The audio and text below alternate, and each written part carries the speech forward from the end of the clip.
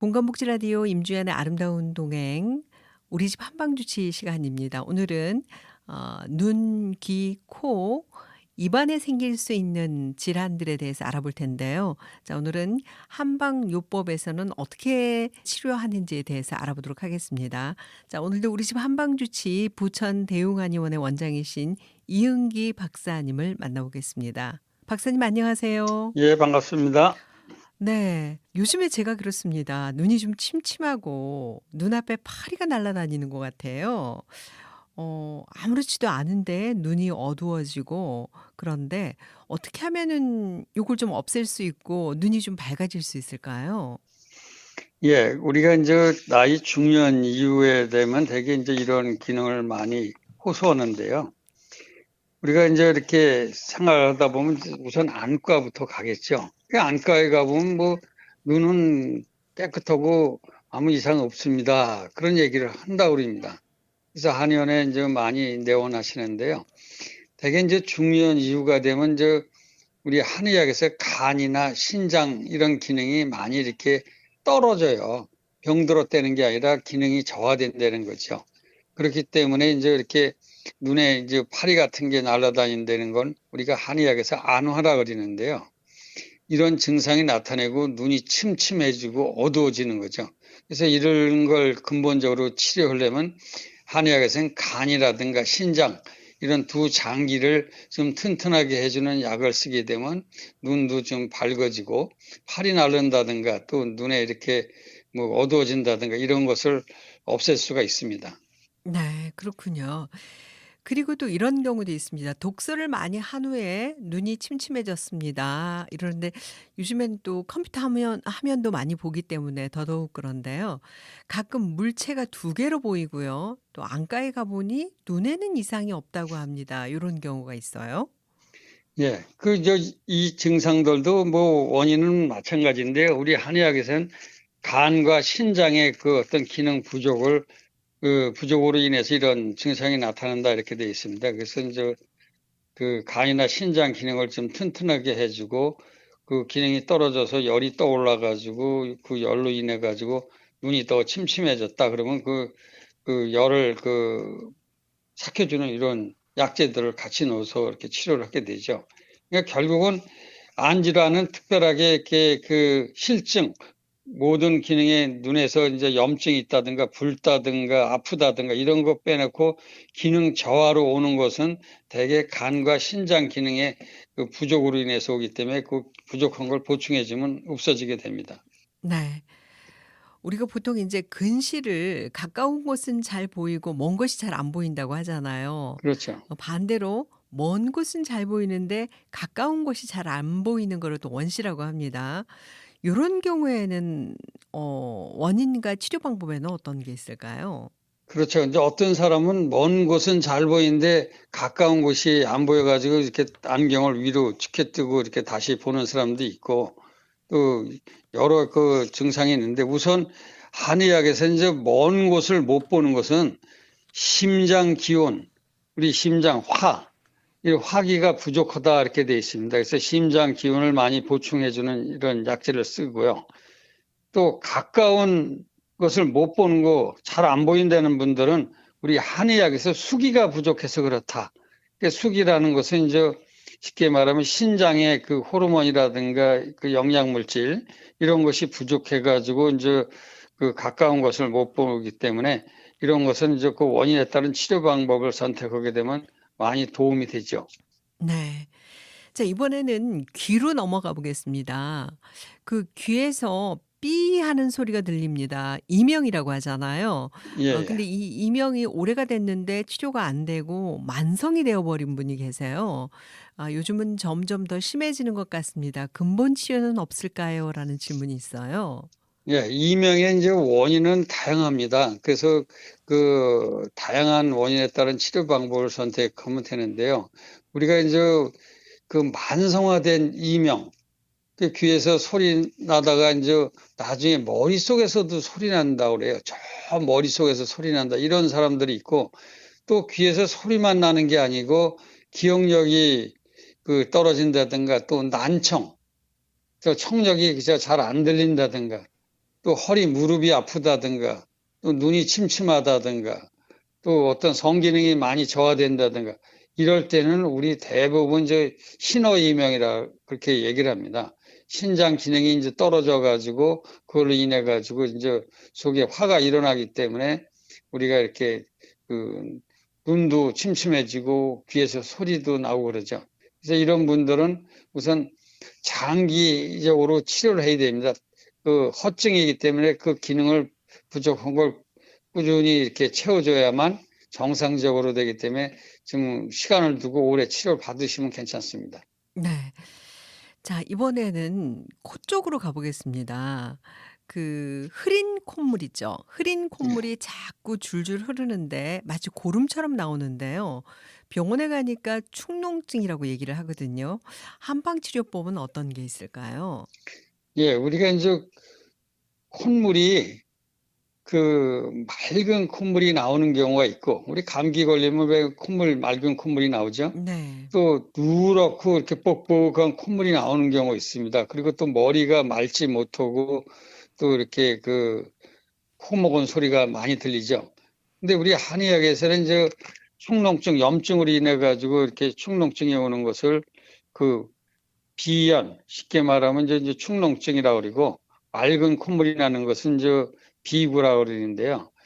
그 대부분 그전에도 이제 이런 증상이 있는 분들은 대개 보면 이제 그 식생활에서 많이 오는 경우가 많습니다. 그전에 어떤 네. 환자분 같은 경우를 보면 매일 그 네. 통닭을 매일 드세요. 음. 그리고 거기에다가 이제 맥주 같은 걸 이렇게 매일 드시는데, 이걸 오래 먹다 보니까 그 결국은 그 닭고기 같은 건, 닭 껍질 같은 건 염증을 촉진시키거든요. 그 술도 음. 염증을 촉진시키고. 네. 그래서 그 축농증이 있다 그러면 우선 그 자기가 그 생활하는 생활 주변의 식습관이라든가 이런 것을 좀 잘 살펴보시고요. 그리고 또 이걸로 인해 가지고 생활이 불편하다 그러면 뭐 양방이라든가 한방 이런 근본적인 치료를 해가지고 어떤 축농증으로 인해 가지고 판단력이 흐리다든가 머리가 아프다든가 이런 것을 그 피해갈 수가 있습니다. 네. 그리고 이제 감기에 걸렸던 이후에 아프지도 가렵지도 않은데 냄새를 전혀 못 맡는 경우도 있어요. 요럴 때는 원인과 치료에는 어떤 게 있을까요? 예, 감기 걸려서 뭐 일시적으로 냄새 코가 막혀서 냄새를 못 맡을 수는 있어요. 근데 감기는 다 낫는데 뭐 코에도 이상 없다 그랬는데 아프지도 않고 뭐 가려움증도 없는데 코에는 이렇게 뭐 특별한 이상은 없다 그랬는데 냄새를 전혀 못 맡는 분들이 있어요. 이 사람이 그 후각이나 미각, 냄새를 맡고 맛을 보는 것이 살아가는 재미가 아주 솔솔한데 이런 것이 없는 사람들은 상당히 그 답답함을 호소합니다. 근데 우리 한의학에서는 그 냄새를 전혀 못 맡는 경우는 우리 폐에 풍열이 있어서 그렇다 그렇게 돼 있습니다. 그래서 그 폐의 풍열을 제거해주는 여택 통기탕이라는 이런 약재를 쓰게 되면 처방을 쓰게 되면 많은 효과를 볼 수가 있습니다. 네. 자, 이번에는 콧속이 자주 헐어서 이게 인제 딱지를 떼면은 좀 피가 나오고요. 자꾸 콧속이 헌다는 분이 계시거든요. 원인과 치료 방법은 어떤 게 있을까요? 그렇죠. 이게 코가 평소에는 소중한 걸 잘 못 느끼다가 이런 증상이 있으면 아주 그 소중함을 느낍니다. 특히 웃거나 그러면 콧속이 그 찢어져 가지고 그냥 웃지도 못하고 아파 가지고 그 안쓰러운 표정을 짓는 분들이 꽤 있는데요. 그 어떤 염증 약을 이렇게 코에 바르도 그래도 계속 이렇게 안 난다 이런 분들이 계십니다.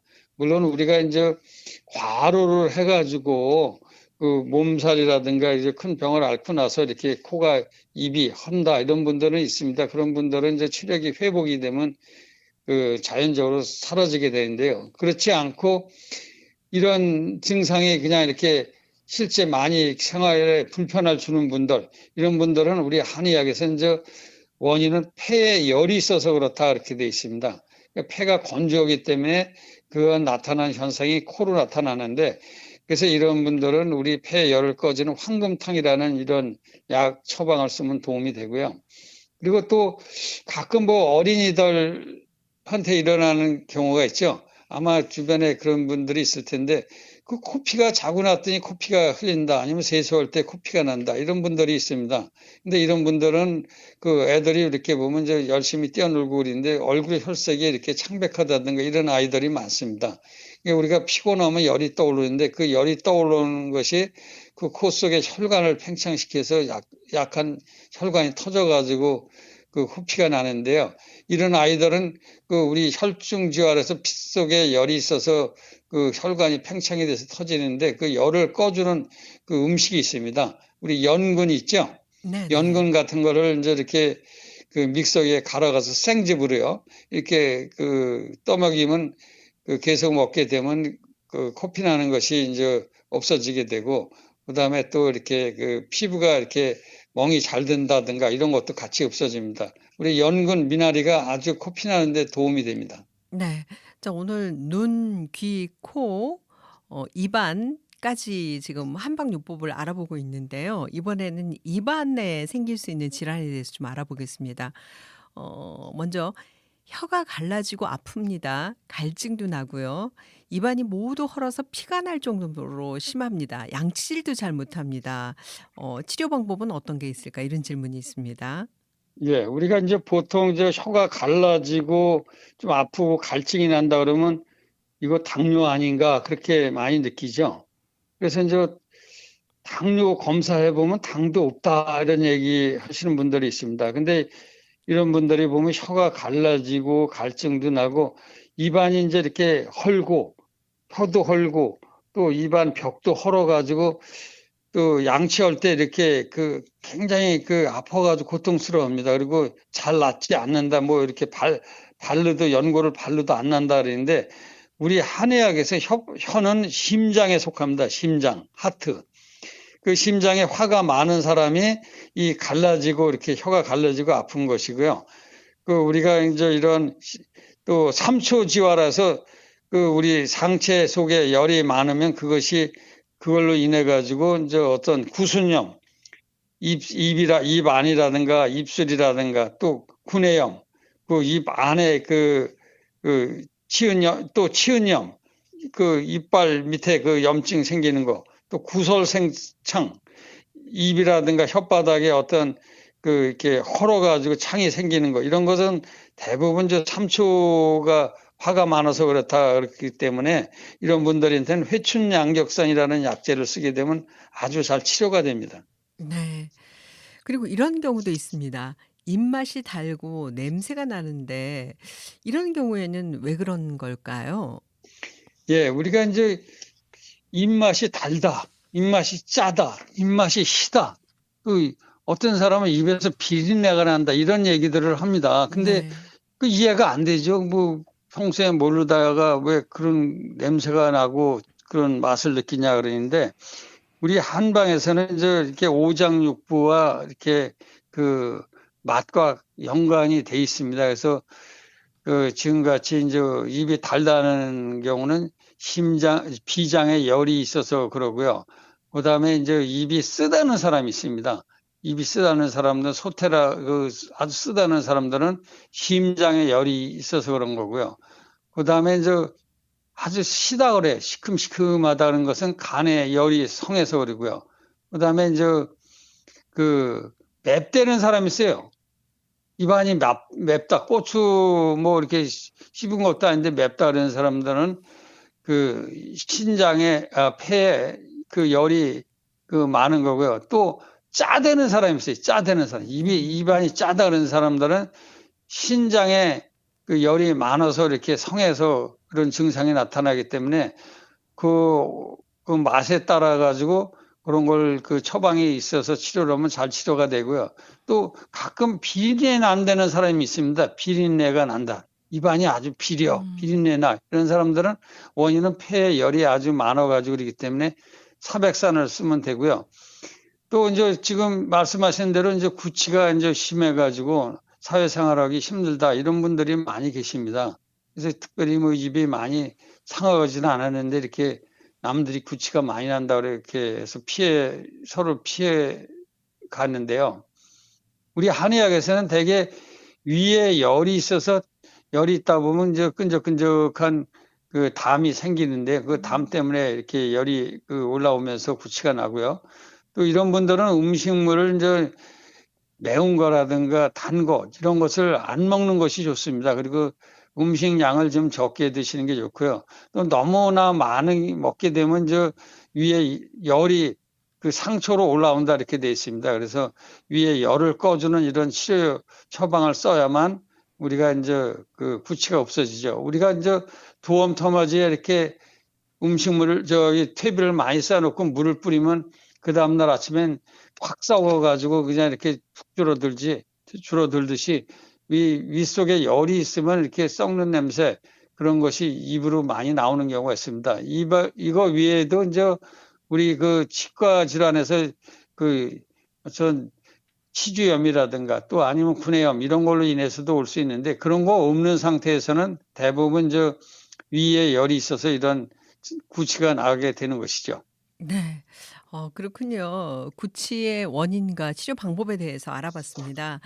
자, 오늘 우리 집 한방주치 시간에는 눈, 귀, 코, 입안에 생길 수 있는 여러 가지 질환의 한방 치료 방법을 좀 알아봤는데요.